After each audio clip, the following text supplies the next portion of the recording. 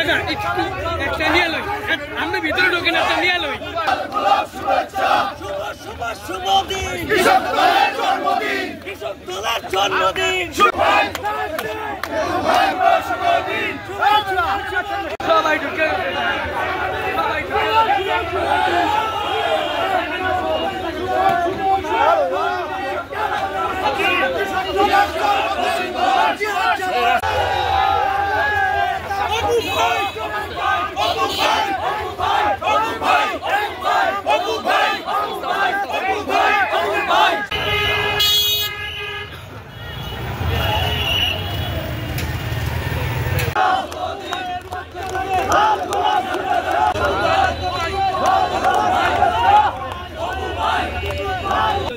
এই বন্ডটি র্যালি ৪৬তম প্রতিষ্ঠা বার্ষিকী উপলক্ষে আমরা আজকে মুক্তমনে এই শরীয়তপুরে আমরা যে র্যালি করতে পেরেছি সেই জন্য আমি মহান আল্লাহ রাব্বুল আলামিনের কাছে শুকরিয়া আদায় করছি।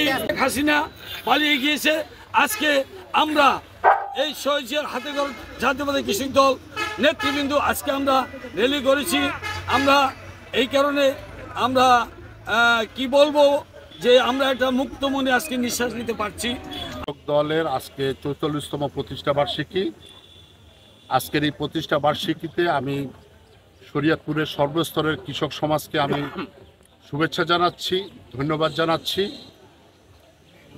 সারা বাংলাদেশের ন্যায় শরীয়তপুরে আজকে কৃষক দলের প্রতিষ্ঠা বার্ষিকী উপলক্ষে আমরা র্যালির আয়োজন করেছি। সেই র্যালিতে আমাদের প্রত্যেকটা থানা এবং ইউনিয়ন পর্যায়ের লোকজন আমাদের মাঝে উপস্থিত হয়েছেন এবং তারা এই অনুষ্ঠানকে সুন্দর করার জন্য আমাদেরকে সহযোগিতা করছে। আপনারা জানেন কৃষক দল শহীদ রাষ্ট্রপতি জিয়াউর রহমানের প্রতিষ্ঠিত একটি দল। বাংলাদেশের কৃষক সমাজকে বাংলাদেশের রাজনীতিতে সক্রিয় অংশগ্রহণের উদ্দেশ্যে শহীদ রাষ্ট্রপতি জিয়াউর রহমান কৃষক দল প্রতিষ্ঠা করেছিলেন। আপনারা জানেন শহীদ রাষ্ট্রপতি জিয়াউর রহমানের শাসনামলে বাংলাদেশের কৃষকদের মুখে হাসি থাকত। শহীদ জিয়ার আমলে কৃষকদের বিনামূল্যে সার দেওয়ার ব্যবস্থা করা হয়েছিল যাতে সেচ ব্যবস্থা সঠিকভাবে হয়, সেজন্য নামমাত্র মূল্যে জ্বালানি সরবরাহ করা হতো। শহীদ রাষ্ট্রপতি জিয়াউর রহমানের আমলে খাল খনন কর্মসূচির ব্যবস্থা হয়েছিল, অথচ বিগত ফ্যাসিস্ট সরকার শহীদ রাষ্ট্রপতি জিয়াউর রহমানের সেই অবদানকে ম্লান করার উদ্দেশ্যে তারা বিভিন্নভাবে শহীদ জিয়ার কুৎসা রটাত।